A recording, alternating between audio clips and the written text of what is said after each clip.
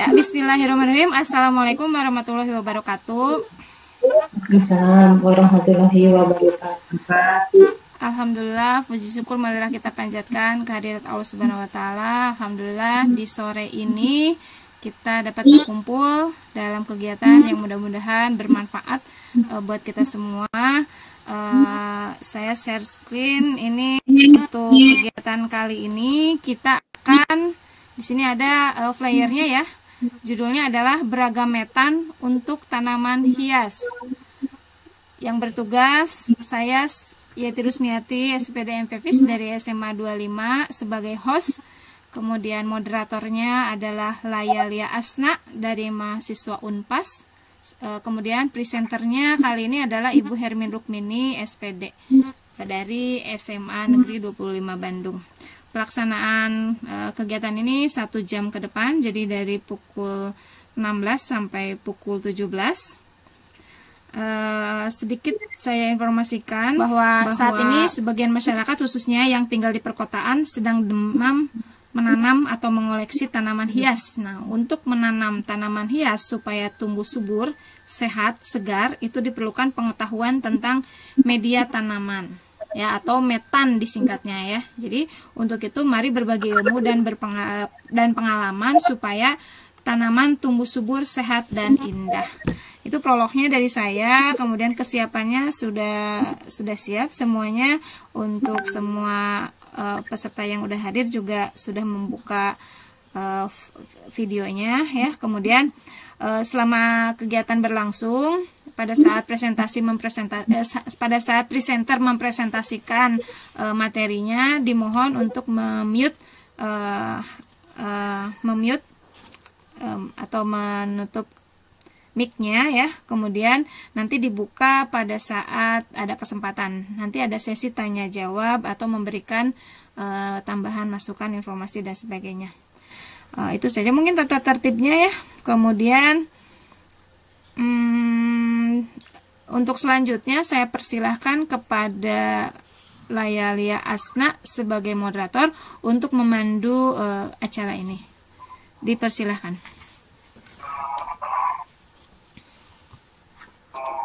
Iya, terima kasih kepada Bu Yeti. Perkenalkan, nama saya Layalia Asna, saya dari mahasiswa Universitas Pasundan yang sekarang bertugas sebagai moderator yang memandu berjalannya diskusi hari ini. Nah, sebelumnya, sebelum masuk ke materi, saya akan membacakan biodata pemateri terlebih dahulu. Nama, Hermin Rukmini, sarjana pendidikan, tanggal lahir, Tabanan, 10 Februari 1968, riwayat pendidikan, SD Negeri 10 Banjar, SMP Negeri 1 Banjar, SMA Negeri 1 Banjar, Diploma 3 Institut Pertanian Bogor, Sarjana IKIP Bandung. Nah, untuk mengefisienkan waktu, saya persilahkan kepada Bu Hermin. Mangga Bu Hermin. Bismillahirrahmanirrahim. Terima kasih kepada moderator yaitu Layalia Asna, dan terima kasih kepada Ibu Yeti, kepada Ibu Lilis yang telah hadir di sore hari ini. Sekali lagi saya ucapkan terima kasih kepada moderator yang telah memberi kesempatan kepada saya untuk memaparkan materi. Jadi di sini materinya saya akan bahas tentang metan. Metan itu adalah media tanaman. Sebentar.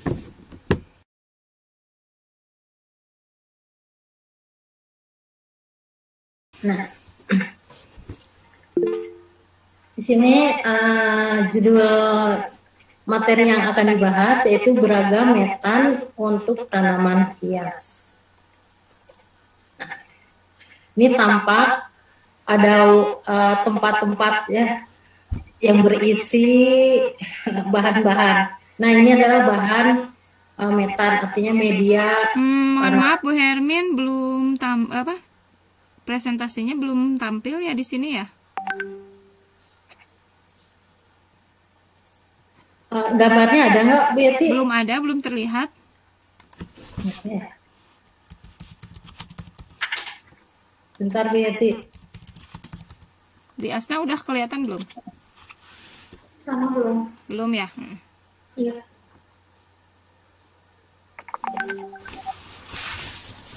Nah itu. Udah Bu Yati. Iya, nah sekarang udah bisa Bu, udah terlihat. Ya, Nah, kalau ini kelihatan tidak? sudah terlihat Bu Hermin. Sudah. Ya. Jadi saya ulangi lagi. Di sini saya akan memaparkan tentang beragam metan untuk tanaman hias. Ini ada gambar-gambar, contoh-contoh dari metan yang akan kita bahas di sore hari ini.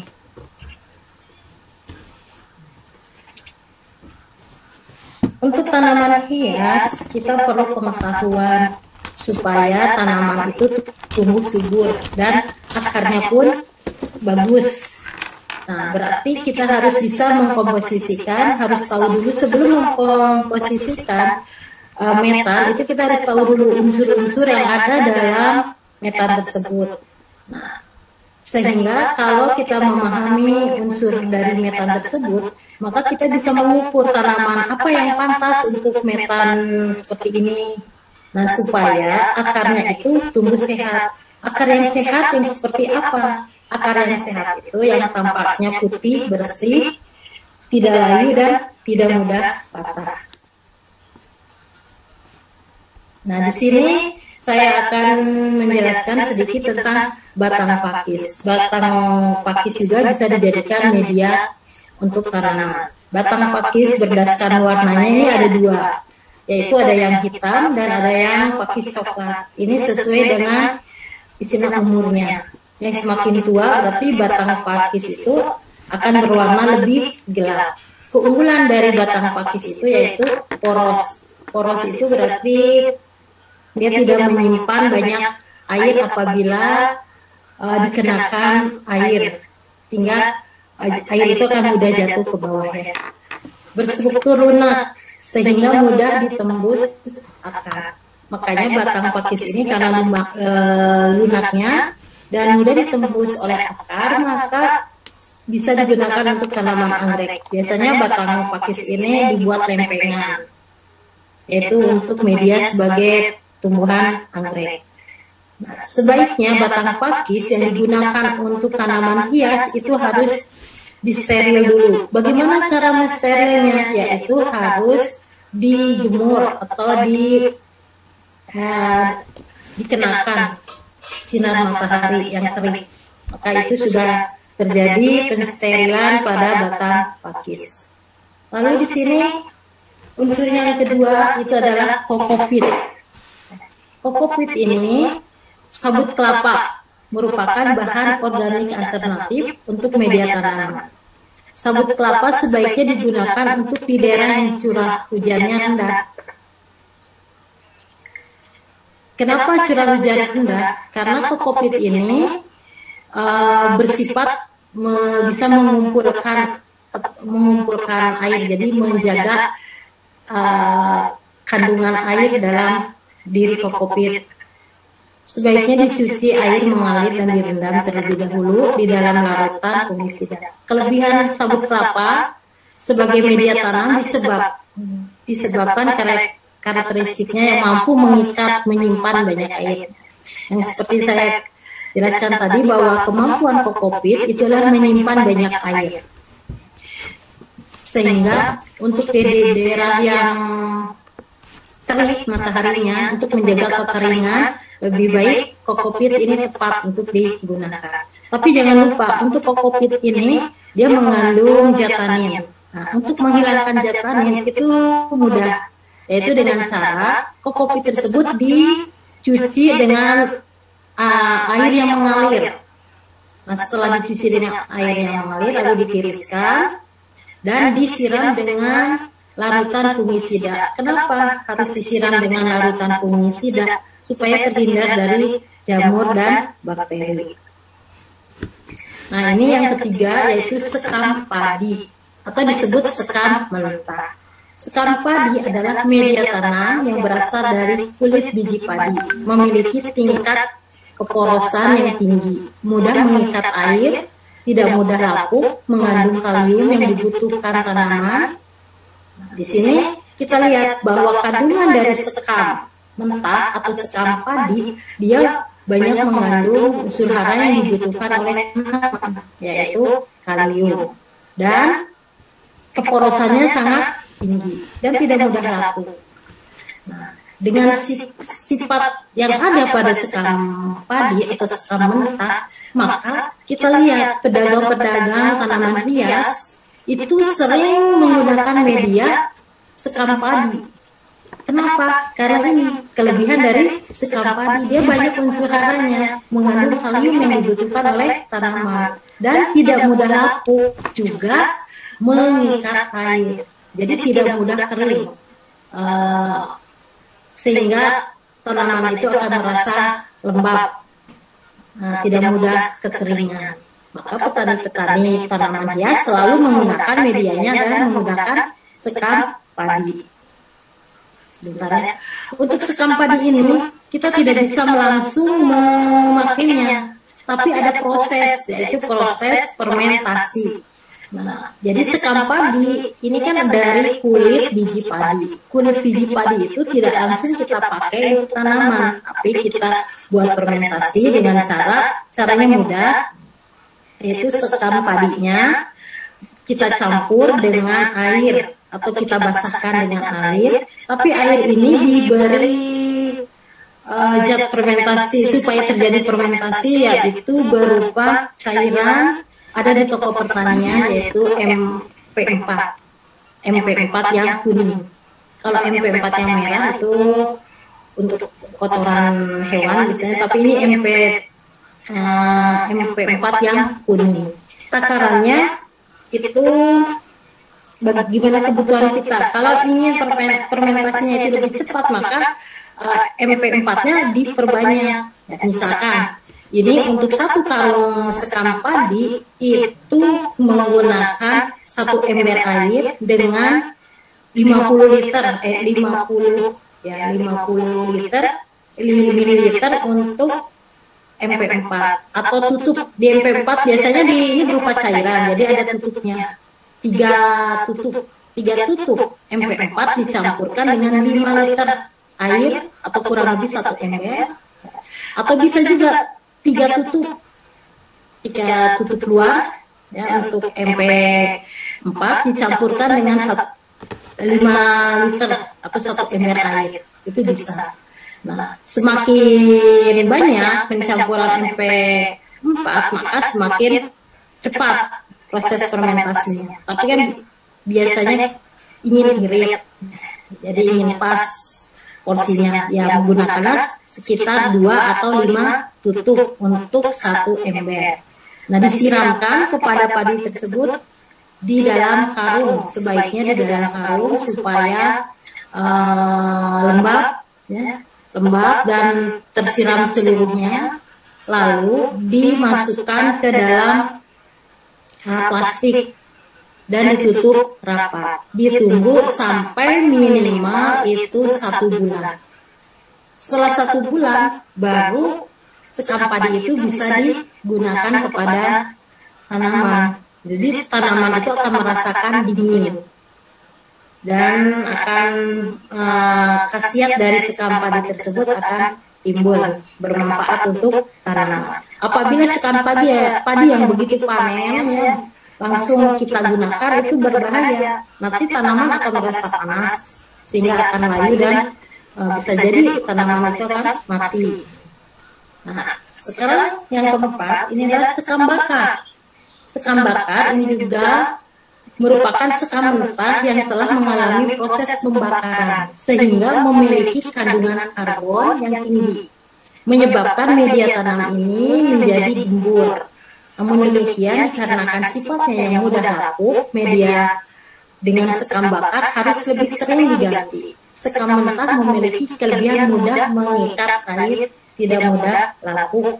Itu tadi yang sekam mentah ya, tidak mudah lapuk. Beda halnya dengan sekam bakar. Sekam bakar ini mudah lapuk sehingga media ini harus sering diganti. Makanya petani tanaman hias jarang sekali, bahkan hampir tidak nampak untuk menggunakan sekam bakar. Karena ya harus sering mungkin menggantinya, karena ada sifat untuk mudah lapuk. Tapi ini sifatnya bisa poros ya. Jadi mempunyai sifat yang porositasnya tinggi, sama dengan sekam mentah. Lalu kita lihat lagi kompos. Kompos di sini adalah media tanam organik yang berasal dari proses fermentasi tanaman atau limbah organik seperti jerami, sekam, daun rumput, dan sampah kota. Media kompos yaitu mampu mengembalikan kesuburan tanah melalui perbaikan sifat-sifatnya, baik sifat fisik, kimiawi, maupun biologis. Kompos juga menjadi fasilitator dan mampu meningkatkan efisiensi penyebaran unsur nitrogen yang sangat dibutuhkan tanaman. Kompos yang baik untuk media tanam adalah yang telah mengalami pelapukan sempurna. Terlihat dengan perubahan warna dari bahan pembentukannya, yaitu berwarna hitam kecoklatan, tidak berbau. Strukturnya memiliki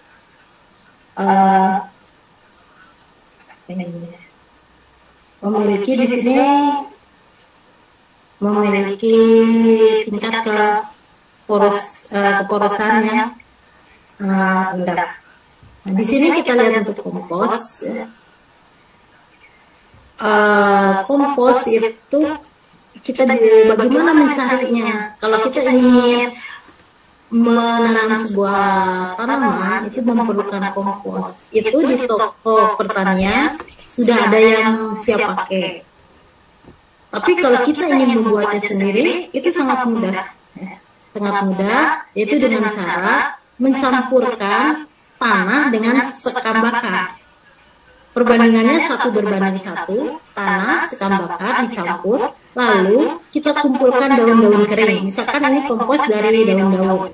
Daun-daun kering kita kumpulkan, setelah itu dicampur, disimpan, misalkan di sebuah tempat ember atau karung atau plastik. Di bawahnya tadi campuran sekam bakar dengan tanah. Lalu di tengahnya yaitu daun-daun kering, dan di atasnya ditutup lagi dengan tanah dan campuran sekam bakar. Lalu dicampur air, disiram air, lalu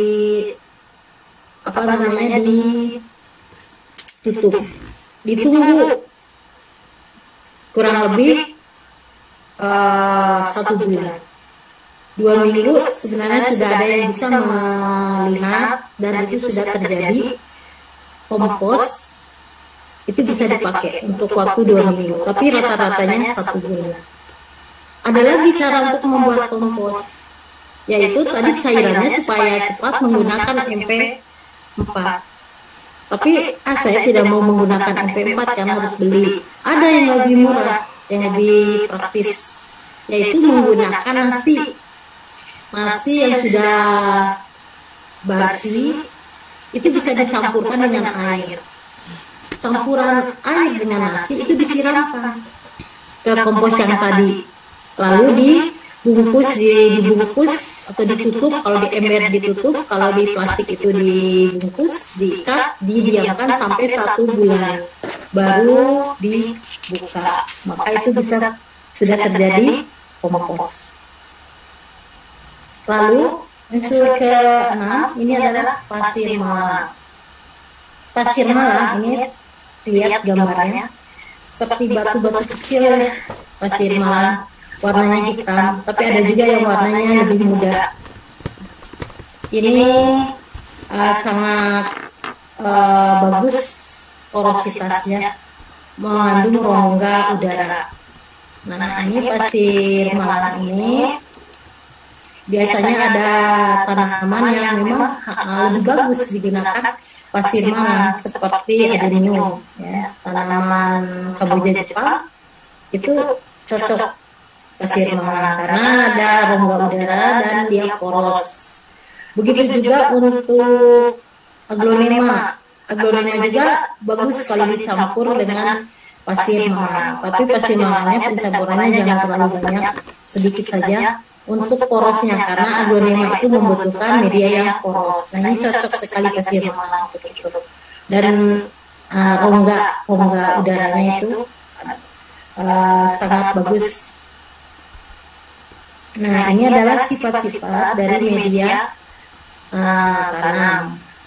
Nah, sekarang kalau kita ingin menggabungkan media tanam yang tadi untuk menjadi satu media untuk kita gunakan menanam tanaman. Nah, komposisi ini adalah saya berikan contoh.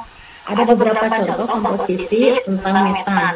Nah, di sini komposisi ini tidak mutlak. Ini adalah hasil-hasil dari pengalaman orang yang telah menggunakan komposisi seperti ini.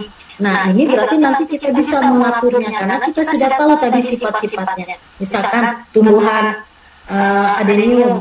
Nah, ini kan dia perlu udara dengan porosan, maka kita gunakan pasir mangan. Atau kita lihat, wah ini adalah tanah kan sifatnya mengikat akar, jadi kandungan air itu terjaga di tanah. Sementara kokopit juga sifatnya sama, ya, mengikat untuk kandungan air tetap terjaga. Nah, berarti kita tidak bisa memadukan tanah dengan kokopit. Nah, itu tergantung kita, ya. Setelah kita mengetahui dari keunggulan unsur-unsur apa yang ada dalam metan tersebut. Atau misalkan, tanah kurang poros, tambahkan saja dengan tadi pasir mangan. Atau tidak ada pasir mangan, tambahkan saja dengan pasir kali atau pasir yang biasa dipakai untuk bangunan. Nah, itulah untuk pengaturan posisi-posisi metan. Ini saya perlihatkan komposisi metan yang pertama. Ini ada terlihat di sini ada 3 sekam mentah dan 1 bagian sekam bakar, 1 bagian itu kokopit, 1 bagian itu tanah. Nah, sekarang kita lihat bagaimana prosesnya. Nah, di sini ada yang kecil-kecil, ada yang putih, ada yang ungu. Yang putih ini adalah kapur dolomit. Jadi supaya menjaga kebasahan netral gitu, asam basahnya sebuah tanah yang media yang diharapkan oleh tanaman. Lalu di sini ini adalah kuradan. Kuradan itu untuk mencegah hewan-hewan yang ada di media seperti semut, serangga-serangga lainnya.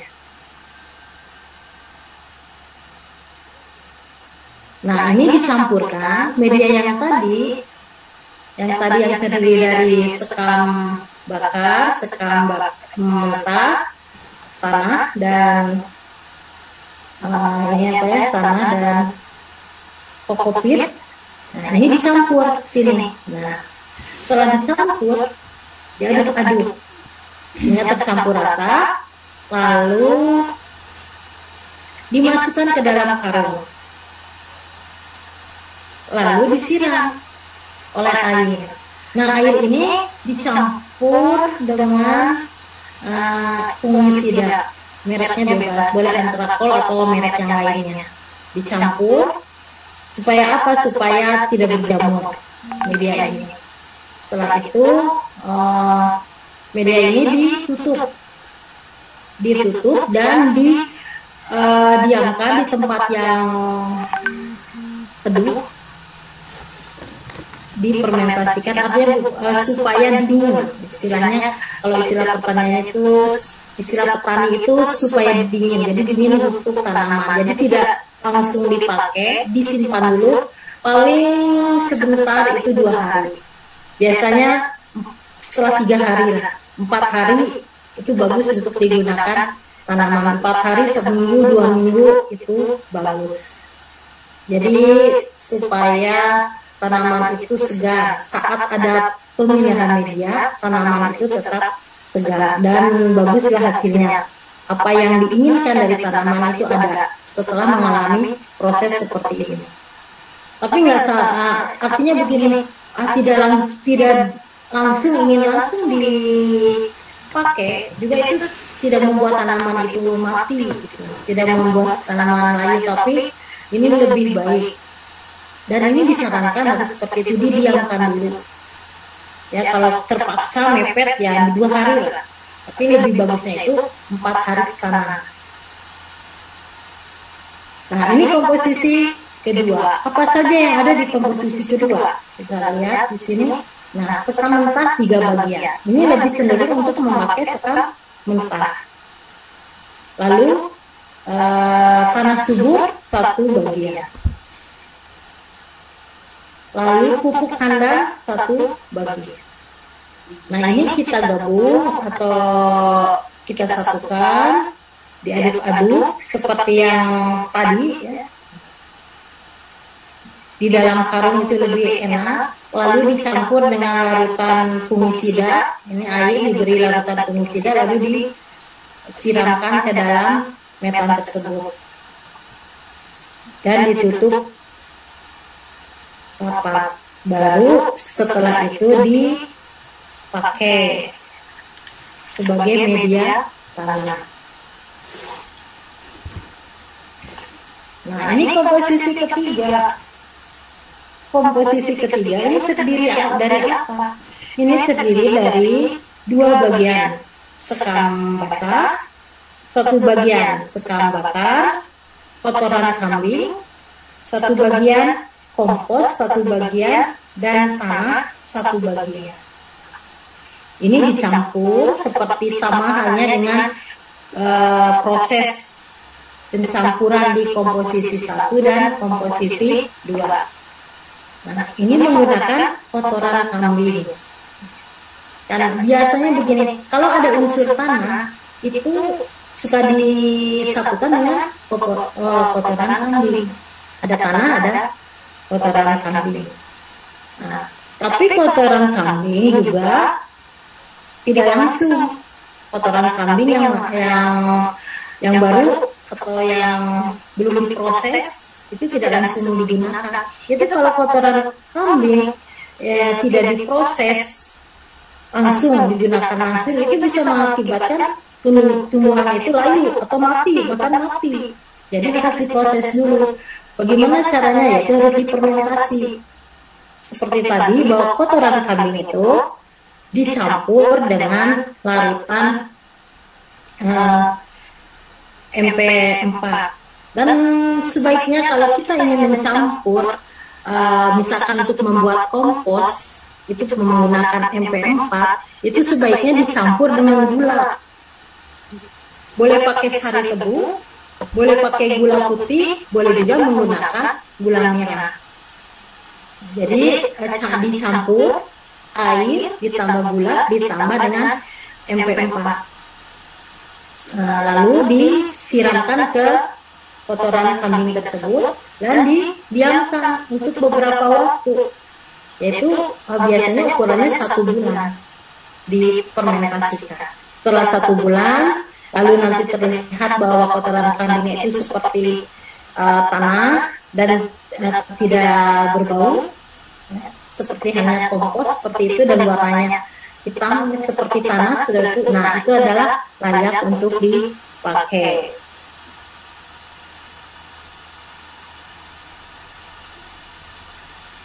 Rupanya penjelasan saya mengenai metan untuk tanaman hias itu cukup sekian, dan saya serahkan kepada Direktur.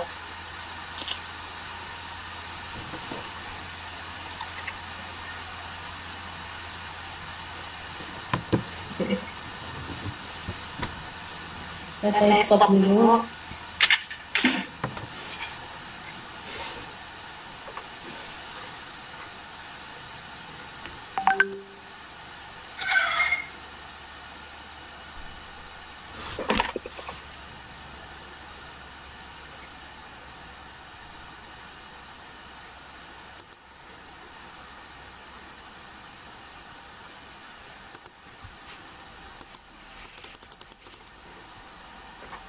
Ya, terima kasih kepada Bu Hermin untuk pemaparan materinya. Nah, ini ada yang bertanya di kolom chat dari Bu Tin, mau bertanya apa fungsi gula di sini. Ya, silakan Bu Hermin langsung dijawab saja. fungsi ini pada saat air dicampur dengan MP4 itu diberi gula. Gula ini sebagai bahan makanan dari mikroba tersebut, sehingga itu akan memudahkan untuk proses fermentasi. Sebenarnya tidak pakai gula juga tidak apa-apa, tapi lebih bagus ini adalah makanan gitu, untuk mikroba tersebut. Begitu mungkin Butin. Ya, ya segitu Butin. Apakah sudah terjawab? Ya, baik. Apakah ada yang ingin ditanyakan lagi terkait materi yang disampaikan oleh Bu Hani?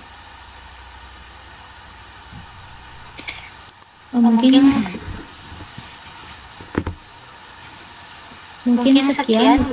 Tidak ada yang ingin bertanya lagi. Saya silakan. Ya, silakan. Terkait dengan komposisi Bu Hani, saya pernah punya pengalaman ketika ditambahkan ini kotoran kambing, itu malah tanaman yang tadinya ini tumbuh itu jadi mati. Itu kenapa ya? Jadi saya untuk ini lebih baik itu kalau saya membandingkan ya, kotoran ayam atau cangkang telur, Bu Hani, kalau untuk menambah NPK secara dari hewaninya. Gimana tuh Bu Hani? Ya, mangga Bu Hani bisa langsung dijawab. Ya. Terima kasih Bu Lilis pertanyaannya. Ini begini Bu Lilis ya. Untuk kotoran kambing itu unsur harinya atau zat-zat yang dibutuhkan oleh tanaman itu sangat banyak ya. Jadi misalnya vitamin untuk tanaman itu sangat bagus. Itu adalah kotoran kambing dibanding dengan kotoran yang lain, misalkan kotoran ayam, kotoran sapi, itu lebih bagus kotoran kambing. Hanya dalam prosesnya kotoran kambing itu harus difermentasi dulu. Jadi mungkin kotoran kambing yang digunakan oleh Bu Lilis itu belum difermentasi, sehingga boleh dikatakan panas gitu. Itu akan membuat tanaman itu layu dan mati bahkan. Jadi harus difermentasikan dulu, yaitu seperti yang tadi, kotoran kambing itu dicampur dengan MP4 ditambah gula, diaduk-aduk, didiamkan 1 bulan. Nah itu baru bisa digunakan. Kalau langsung itu bisa menyebabkan tanaman itu mati. Lalu pertanyaan tadi yang selanjutnya itu tentang apa guys? Telur. Nah, kalsium ya untuk kulit telur. Tapi hati-hati, untuk kulit telur itu juga harus ada prosesnya. Jadi bukan hanya kulit telur langsung di remas-remas atau di tumbuk halus kita bagi ke tumbuhan, tidak. Jadi kulit telur yaitu kulit telur di mana kalau kita ingin membuat masakan dari telur itu kan digodok dulu. Nah, hasil godokan telur itu kulitnya kita ambil ya, lalu kita hancurkan dan kita godok lagi, beri garam. Lalu kita siram dengan air itu. Garamnya maksudnya sedikit ya, jangan terlalu banyak. Atau tidak pakai garam juga tidak apa-apa. Kita siram. Jadi bukan istilahnya telur tanpa digodok, kulit telur yang mentah kita hancurkan lalu kita remas-remas, kita simpan ke dalam pot. Tidak seperti itu untuk kulit telur. Lebih baik kulit telur itu digodok, jadi untuk steril.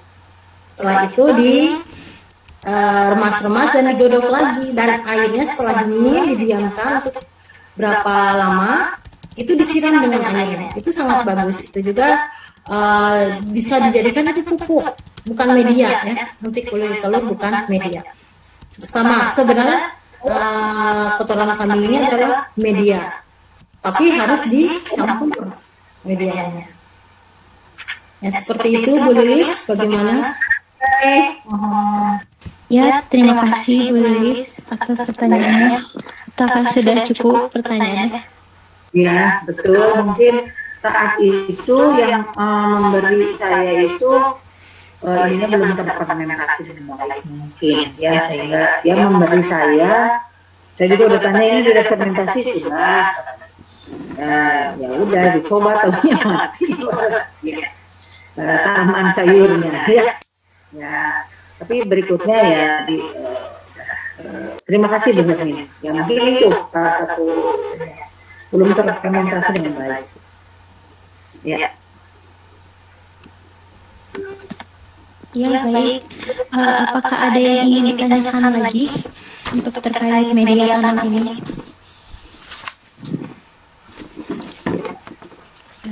Mungkin dicukupkan saja. Saya akan memaparkan kesimpulannya. Jadi untuk membuat media tanaman ini harus punya pengetahuan terlebih dahulu agar mengetahui komposisi yang pas dan agar tahu bahan-bahan yang bagus untuk media tanam ini apa saja. Nah, kemudian untuk media tanam ini Anda bisa menggunakan batang pakis, kokopit, sekam padi, atau sekam bakar, kompos, dan pasir malah. Nah, adapun tadi cara-cara untuk pembuatan kokopit itu ada komposisi pertama itu ada komposisi 3.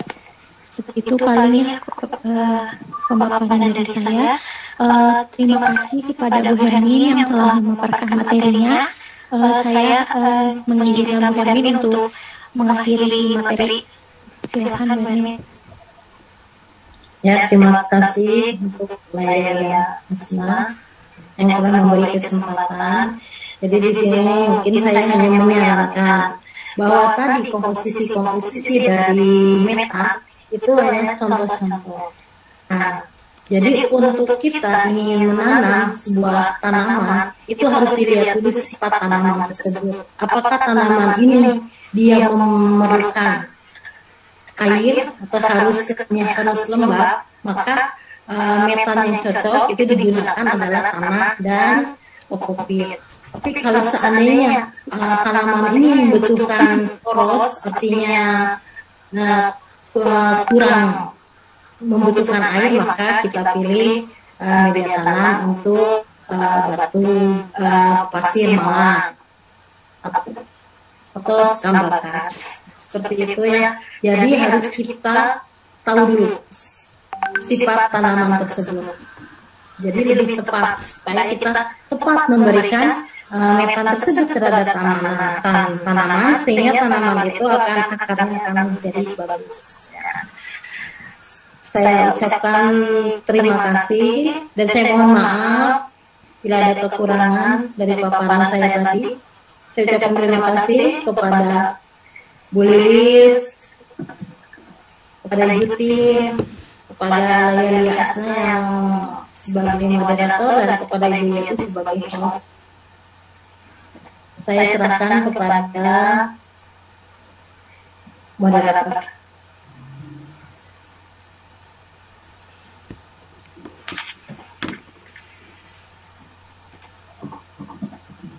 Ya, terima kasih kepada Bu Hermin atas pemaparan materi media tanam. Nah, terima kasih juga kepada Ibu yang telah hadir, kepada Bu Tin, kepada Bu Lilis, dan kepada Bu Yeti. Kita tutup saja untuk diskusi kali ini.